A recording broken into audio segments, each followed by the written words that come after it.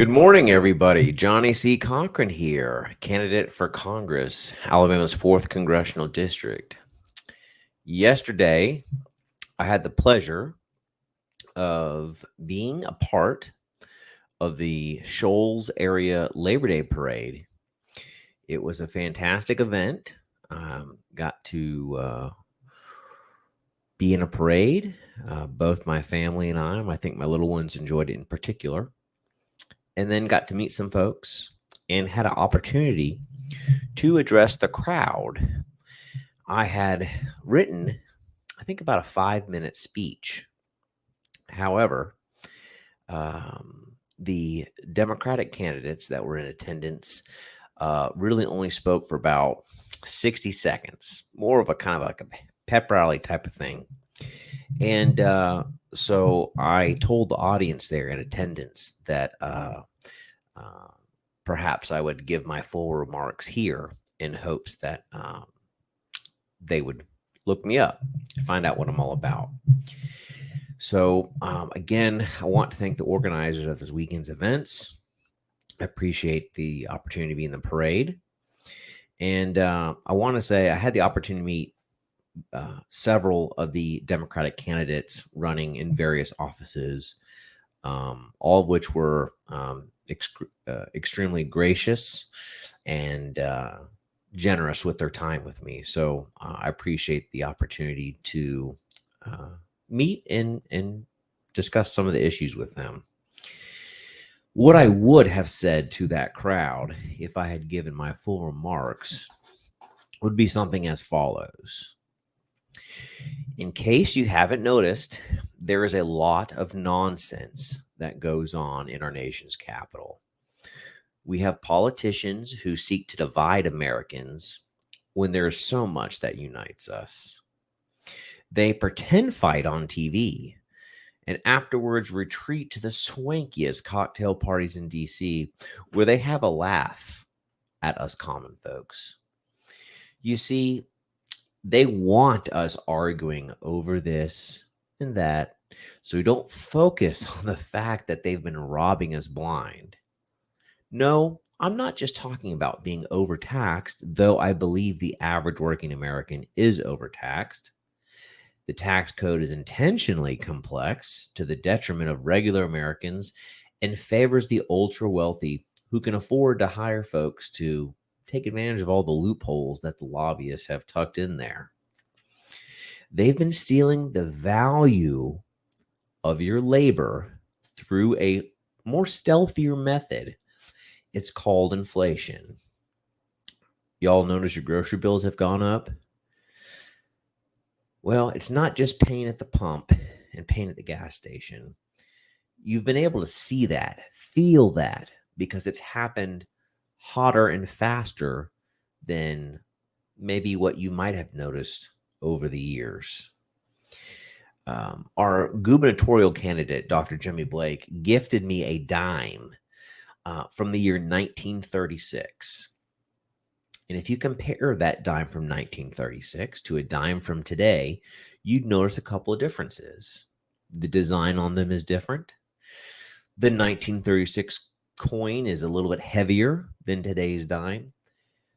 But I think what you'll notice, most importantly, is that the dime from 1936 is worth $3 in today's money.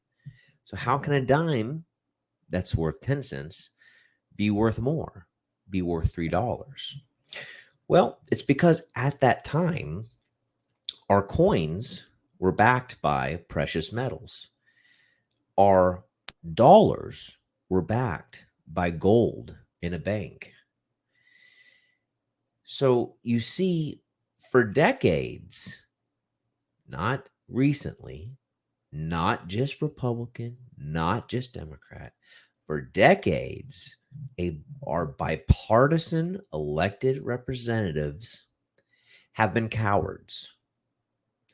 They spend more money than they take in via taxes. They don't have the nerve to look you in the eye and tell you that they will raise your taxes because that hurts their reelection chances.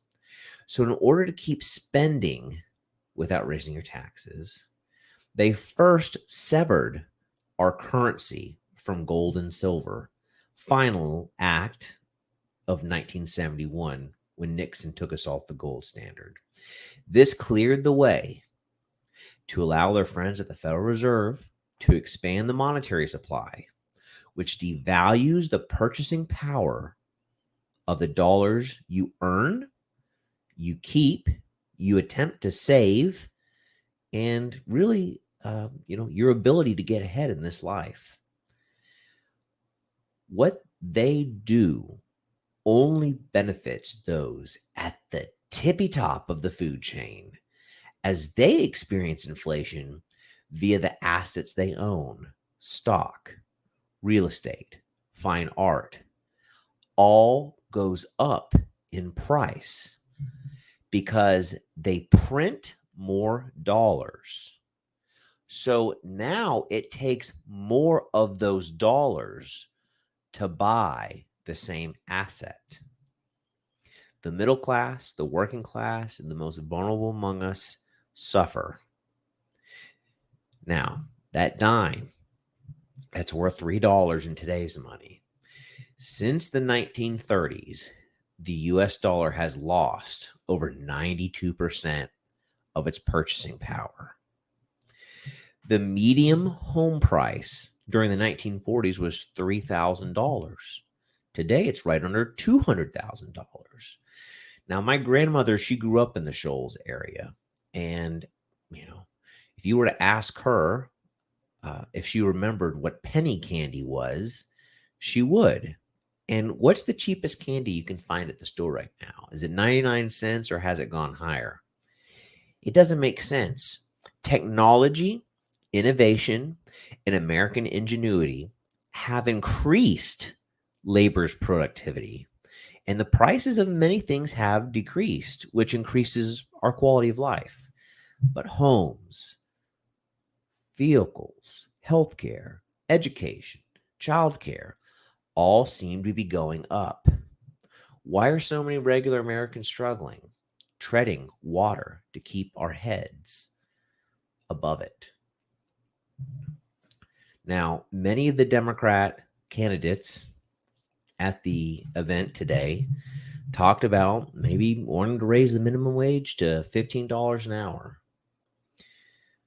What I posed to the crowd today was, is the question how much you get paid in exchange for your labor, or is it what you are being paid with? You see, our currency, again, is no longer backed by hard commodities such as gold and silver. And history shows us that our politicians have squandered most of our hard-earned tax dollars on follies such as the 20-year Afghanistan war. Since the incumbent, Mr. Adderholt, has been in office, the national debt has 6x'd from $5 trillion in 1997 to now almost $31 trillion. I told that crowd every man, woman, and child owes over $90,000 of this debt. And I don't know about y'all, but my family of four doesn't have $360K just laying around that we're able to repay that debt with. We no longer have sound money. There is a reason they don't teach us about financial literacy throughout our education process. There's a reason they don't teach you about the history of money. It's intentional, and it's to keep us in the dark because the politicians are stealing the value of your labor via inflation. I mean, their stated goal is 2%. I'll repeat that. Their stated goal is to reduce your purchasing power by 2% a year. Now, you might think to yourself, well, 2% doesn't sound like a whole lot.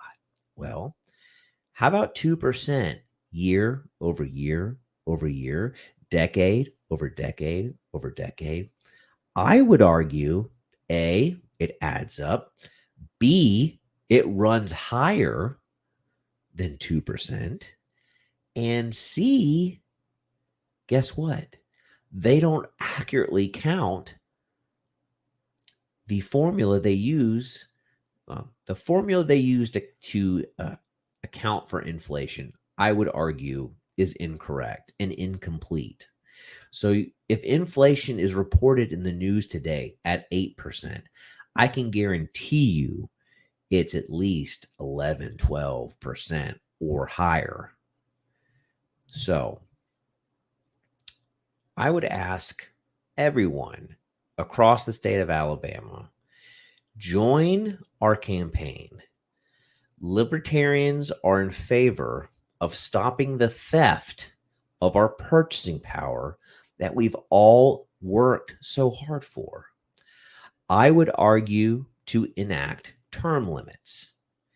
And my vision for America is for America to become the place, the destination, a makerspace for the world.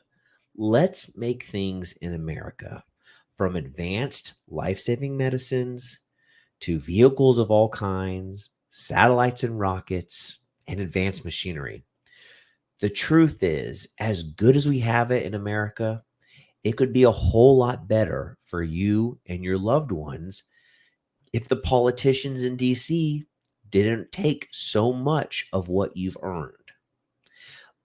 My vision for America, I believe, as we once had it, that a blue-collar job, perhaps in the trades, could support a spouse, a couple of kids, that house with the white picket fence, as it had before the establishment severed sound money from our economic system back in 1971.